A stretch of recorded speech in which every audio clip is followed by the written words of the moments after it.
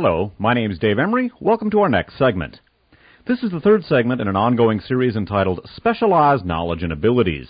The title comes from an edict, I guess one could say, a professional methodological consideration that is currently being embraced by elements of the Nazi movement in Germany.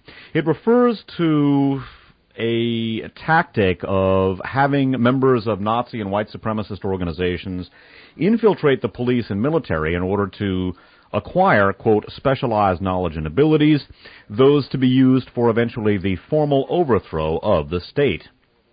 We've been looking at indications that, in past segments, I should say, we've been looking at indications that Nazi elements in Germany and in Austria may very well have been pursuing these particular tactics with considerable measure of success. We've taken a look at the bombing campaign in Austria, which is widely viewed as an outgrowth of the electoral success of Jörg Haider's most inappropriately named freedom movement. We've also taken a look at the indications, or some indications, I should say, that some of the people involved in that bombing campaign may have some connections to elements of either police or national security institutions in Austria. In parts 1 and 2, respectively, of this particular series, we began looking at the probable application of that same tactic, again, infiltrating police and military in order to acquire specialized knowledge and abilities here in the United States. We began this series by taking a look at the killing of a couple of black people in Fayetteville, North Carolina, where Fort Bragg is located. This killing was accomplished by a couple of active-duty U.S. soldiers of Nazi inclinations in the 82nd Airborne Division, and there are indications that the killings of these two black people, again, just innocent strangers walking down the street, may very well have been in order to celebrate or observe the death of Robert J. Matthews, the anniversary of whose death was on that particular day. Matthews was a member of the Order, a neo-Nazi gang that murdered Alan Berg, a Denver talk show host, and committed a string of robberies before being brought to heel in the mid-1980s. There are indications, too, that the killing may have been accomplished in order to earn the spiderweb tattoo, which, at least among some white supremacist groups, is something of a status symbol indicating that one has killed for the cause. After that, we took a look at the Special Forces Underground, a truly frightening institution, which appears to be just exactly that. It is an underground of extreme right-wingers within the U.S. Special Forces, the extremely formidable Green Beret. This particular underground appears to have been based at Fort Bragg, again, the very same base where these killings occurred, or where these soldiers who committed these, apparently committed these killings, were stationed. We took a look at the open contempt that the Special Forces Underground has for democracy.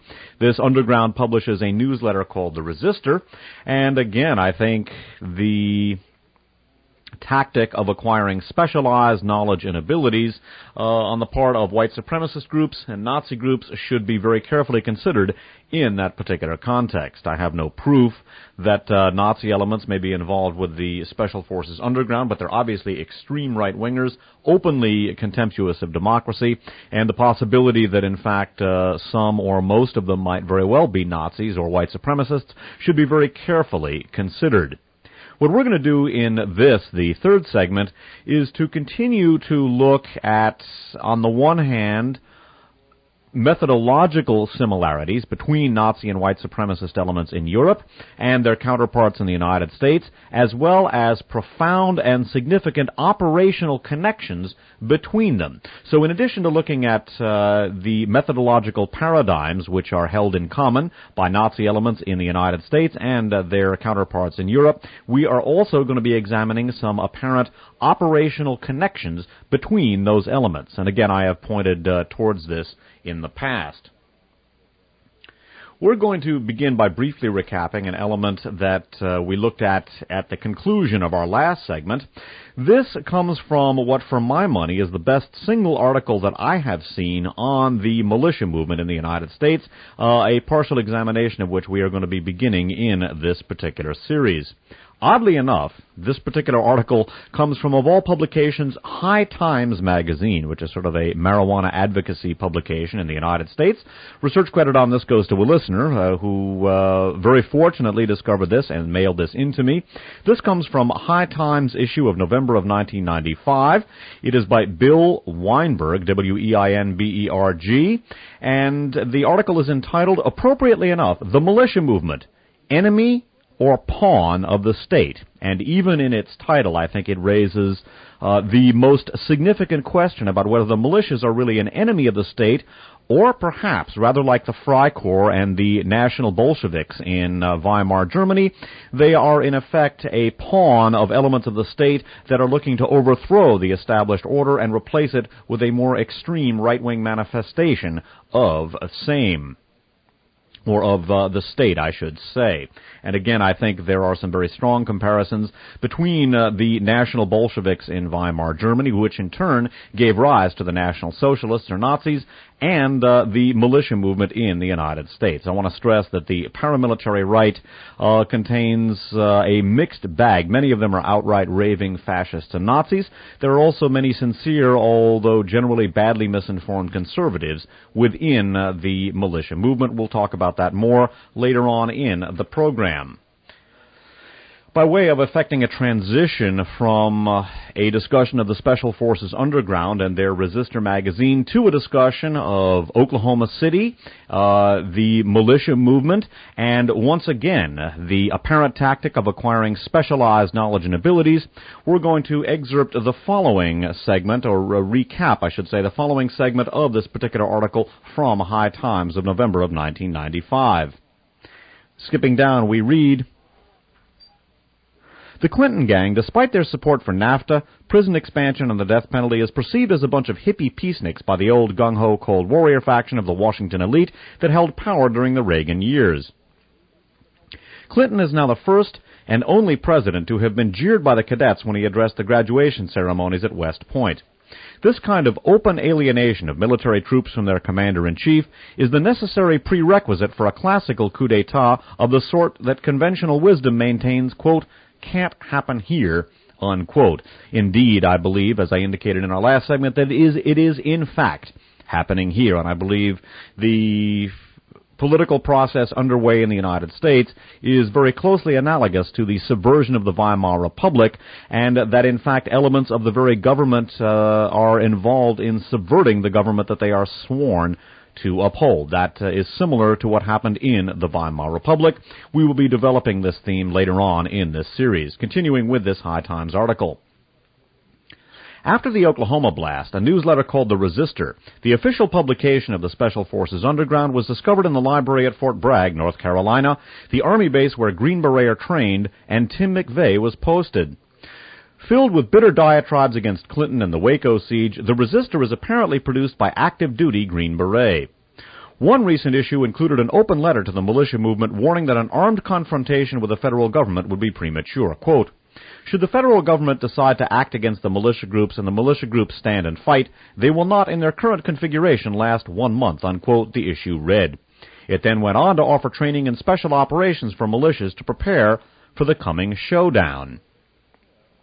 Indeed, we're going to examine the militias, and we're going to examine the very question that the author of this article, Bill Weinberg, raised, and I think it is a very savvy question. He asks the questions about whether the militias are really the enemies of the state or perhaps the pawns of some elements of the state. And as I've indicated in the past, I think, and in particular I articulated this in the Sons of Gestapo series, I think the political rhetoric on all sides vis-a-vis Oklahoma City is inadequate.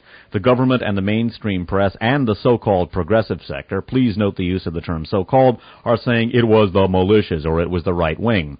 And in turn, the militias themselves, the so-called patriots networks, once again note the use of the term so-called, and the conspiracy crowd have been saying it was the government. My own feeling is that some elements, and please note the use of the term elements, of both the militia movement and the government were involved, and that they are in turn, respectively, fascist elements within the government and within the militia movement, which are in turn connected with each other. That, in a nutshell, is my working hypothesis vis-a-vis not only Oklahoma City, but the derailment of the Amtrak train in Arizona, and a number of other things as well. For those listeners that might find my suspicion that, in fact, there are methodological paradigms in common between Nazi elements in Europe and their counterparts in the United States, as well as significant operational connections between them in their ongoing campaigns of terror, I submit the following, which comes from the very important Germany Alert newsletter. Germany Alert is only available now on the World Wide Web, and at the end of this particular segment, I'm going to give some information for the web page for KFJC-FM in the South San Francisco Bay Area. That is the station at which I record these programs. The web page for archives on audio, about which you will hear more later on, contains references for how to dial up Germany Alert on the World Wide Web. Germany Alert is an excellent source of information about the reemergence of German fascism. The Germany Alert issue of January 26th of 1996 contains the following article. This is entitled German Connection to Oklahoma City Bomb Suspect. It's subheaded, Son of Coal Aide Linked to McVeigh. U.S. extremist leader says he met with German ex-chief of staff. Before reading this article, I want to note that Germany Alert has also reported that Ewald Altons, a top German neo-Nazi leader, had in fact met with some people in the Michigan militias some months before Oklahoma City took place. McVeigh and Nichols, the two accused in Oklahoma City, had in fact some significant contacts with elements of the Michigan militias. And I would also note that Spiegel magazine alleges that Ewald Altons was in fact an agent of the Verfassungsschutz, one of Germany's domestic intelligence agencies. I would also note that Ewald Altons is in turn the protege of Otto Ernst Römer, a member of the feared Leibstandarte Adolf Hitler, one of the most ferocious SS units. Otto Ernst Römer was also the individual who liquidated the July 20th, 1944 conspirators against Adolf Hitler. The Altons-Römer link, one of a number of hard operational connections between the old Nazis of the Third Reich and the new Nazis. This particular Germany Alert article is datelined Berlin and New York, and it reads as follows. Bear in mind the allegation concerning Ewald Altons and his contacts with elements of the Michigan militias. The connection reported here may indicate that, in fact, there is a European connection to the Oklahoma City bombing. This article reads as follows. Accused Oklahoma City bomber Timothy McVeigh has been directly linked to the son of a close friend and advisor to German Chancellor Helmut Kohl, Germany Alert has learned. Andy Strassmeyer, S-T-R-A-S-S-M-E-I-R, whose father was formerly Kohl's chief of staff, was living in Oklahoma handling security duties for a white supremacist colony, Elohim City. U.S. officials have confirmed that McVeigh telephoned Elohim City, a Christian identity racialist compound in rural Oklahoma, 2 weeks before the bombing. McVeigh asked to speak with Strassmeyer, according to Robert Millar, head of the Elohim City compound. By the way, Millar's last name is capital M-I-L-L-A-R. In an interview with Germany Alert, Strassmeyer said he could not remember the phone call, but he did acknowledge first meeting the bombing suspect shortly after McVeigh was released from the U.S. Army. Strassmeyer, whose father, Gunter Strassmeyer, is a former general secretary of the Berlin CDU and whose brother now serves in Berlin's regional parliament, left the U.S. in late 1995 after 2 years at Elohim City. He is now in Germany living with his parents. The 36-year-old insists he did not flee the United States. Strassmeyer told Germany Alert that he remained at Elohim City for 4 months after the bombing. Strassmeyer claimed that no U.S. authorities have tried to contact him in connection with investigations of the bombing. Strassmeyer said his U.S. attorney is Kirk Lyons, L-Y-O-N-S, an extremist who has been filmed taking part in neo-Nazi activities in Germany. While Strassmeyer was living in Oklahoma, Lyons met with his parents during a trip to Berlin, the Sun admitted. Given extensive media coverage of Lyons at neo-Nazi gatherings and his reputation as a lawyer for U.S. neo-Nazis, Ku Klux Klan members, Holocaust deniers, and other extremists, it is most unlikely that the senior Strassmeyer did not know Lyons' background. The lawyer has told journalists he went to visit the Strassmeyers to inform them that their son was happy and well and living in the United States. During an interview, Strassmeyer said he had no part in the Oklahoma City bombing, but expressed caution about speaking about McVeigh or the massive explosion which killed 169 persons. Quote, "I'm kind of gun-shy right now," unquote, Strassmeyer declared, again quoting, "Being innocent is one thing, but running your mouth gets you in trouble," unquote. I would interject at this point, before we read the rest of the article, that it would appear that Andy Strassmeyer, by the way, himself a former officer in the Bundeswehr, the German army, bear in mind our title here, Specialized Knowledge and Abilities, would appear to be afraid of something. I don't know what. He's certainly not afraid of Timothy McVeigh and Terry Nichols. They're both in prison, and so far, those are the only two people the government is willing to admit were involved in the Oklahoma City bombing. I personally have been more than a little suspicious that those two individuals were not the only people, or not even necessarily the primary people involved in Oklahoma City. I simply think that the logistics of that particular crime were well beyond the abilities of those two particular people. Note, however, for purposes of the present discussion, that the two men accused of the crime, Timothy McVeigh and Terry Nichols, as well as Terry Fortier, the informant against them, were all members of the same military unit in the United States Army. So again, bear in mind, specialized knowledge and abilities. And do bear in mind that Andy Strassmeyer is the son of a cabinet member of Helmut Kohl, of course, the Chancellor of Germany.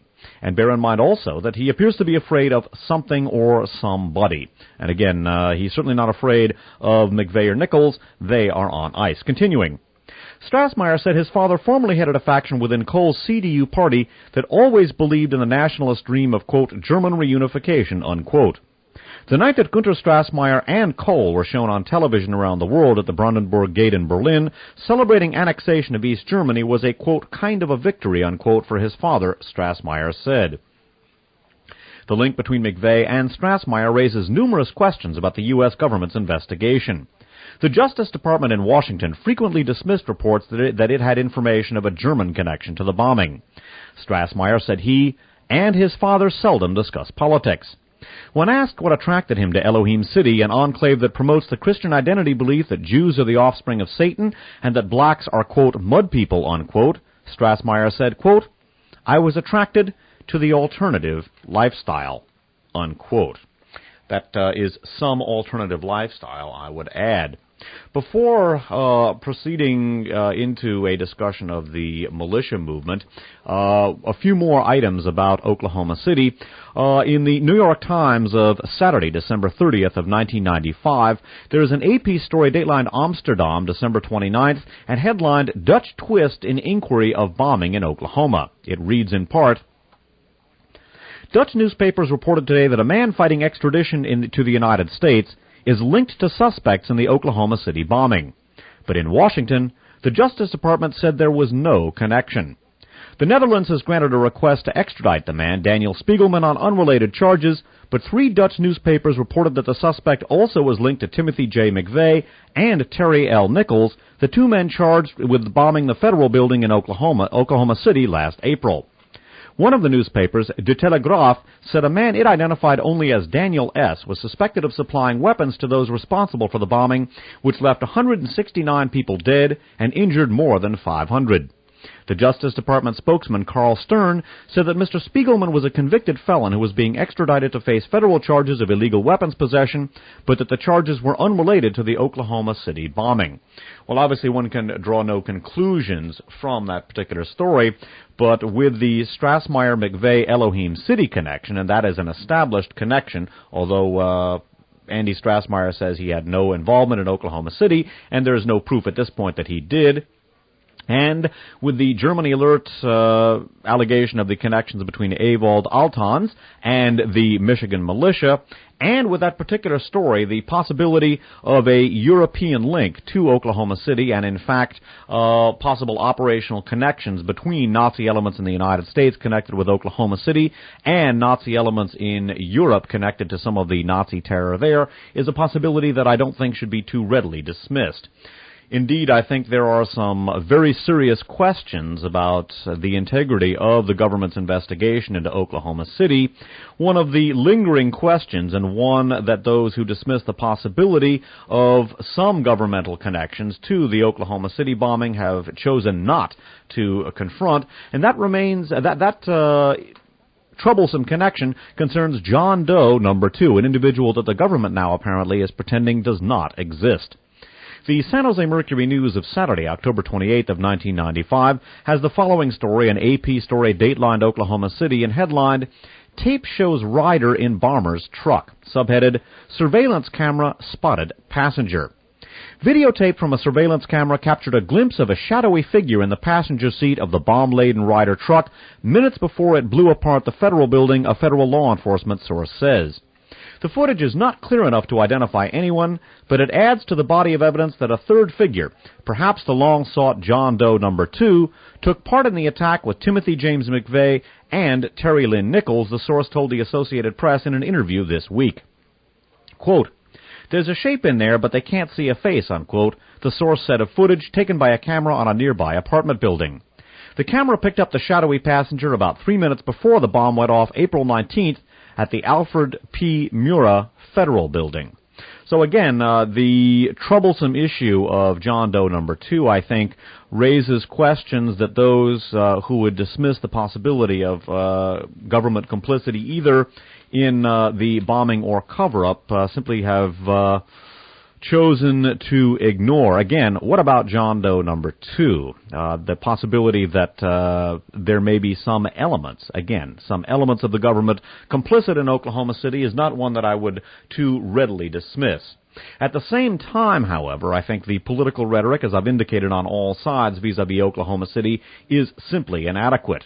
And just as the government and the mainstream press and the so-called progressive sector have said it was the militias or it was the right wing, so too I think, and as I've indicated, I believe that analysis is inadequate and does not properly account for all observed phenomena.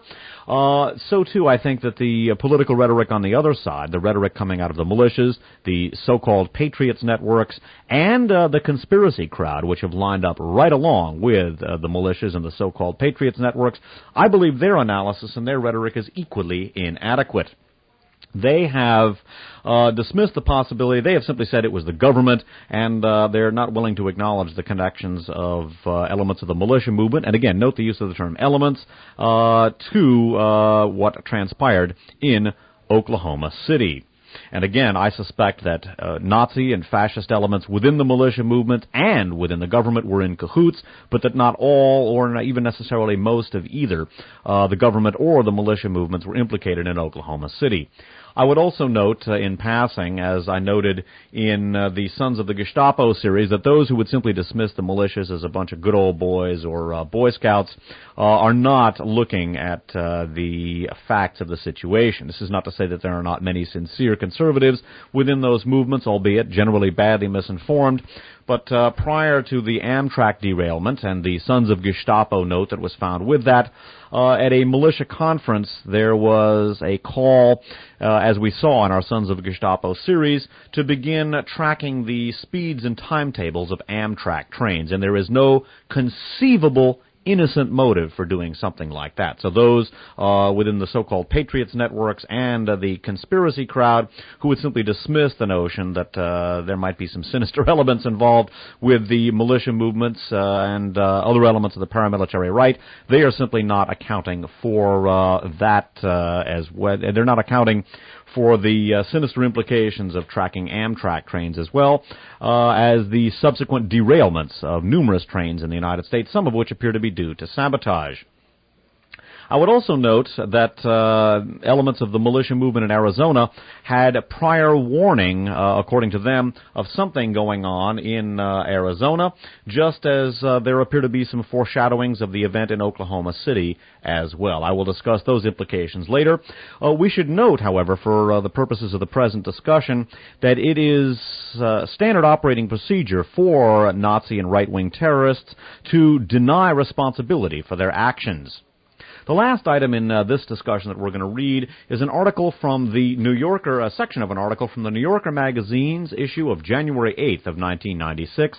This is an article entitled How Nazis Are Made. It's by Ingo Hasselbach, a former Nazi leader in what used to be East Germany, with Tom Reiss, or Reiss, R-E-I-S-S.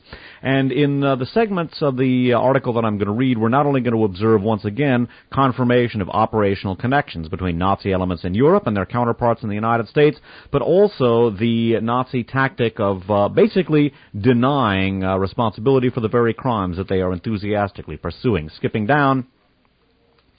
Like the extremists in America, my comrades and I shared a hatred for the government, a belief that our freedoms and traditions as white men, or as we said, Aryans, were being infringed on by a multicultural society, and a general anti-Semitism which held that Jews ran a conspiracy emanating from New York and Washington. While most of these ideas could have come from European anti-Semitic tracts written before the Second World War, they didn't. Virtually all our propaganda and training manuals came from extremist groups in the United States, where it is legal to print such materials under the First Amendment. The German Constitution, adopted after the defeat of the Third Reich, puts significant limits on free speech when it threatens democracy and bans the dissemination of Nazi symbols and propaganda. Indeed, I was reminded of the radical difference in attitudes towards free speech in Germany and the United States earlier this month after the shooting of a black couple in Fayetteville, North Carolina, allegedly by 3 soldiers from the nearby base at Fort Bragg. Apparently, one of the soldiers accused in the killing had openly displayed a Nazi flag above his bunk. Skipping down. Speaking of some of the information that Hasselbach's Nazi group got from their counterparts in America, one very useful manual was actually published by the United States Army and was called, quote, Explosives and Demolitions. We photocopied it and mailed it to neo-Nazis all over Germany. But the most modern handbook for terror we received was sent from Nebraska via the Internet. It was called A Movement in Arms, unquote, and described how to wage a terrorist war against a democratic government. The movement is intentionally designed to be as decentralized and anonymous as possible, so that its members can distance themselves from acts of violence committed in its name. This deniability helps keep its members both morally and legally in the clear. Though I trained young people to hate, I could still profess shock that any of them would go out and actually commit murder. And indeed, some of the blanket and frankly pro forma denials on the part of elements of the militia movement and the so-called Patriots networks, that some of their members may have been complicit with Oklahoma City and other acts of terror, I think are to be seen in the context of those comments and of those tactics. I alluded earlier to Archives on Audio. That's a tape duplication service which stocks all of the archive show documentaries that I put together over the years, and also to the webpage on KFJC-FM, the home base station on which I record these programs. We're not going to have time in this segment to relay that information. Those of you wishing to pursue research in this field are referred to the archive shows and also to the KFJC webpage, which contains information about how to dial up the very important Germany Alert newsletter. However, we're going to get to that information in our next segment. That concludes this segment. My name's Dave Emery. Thanks for listening.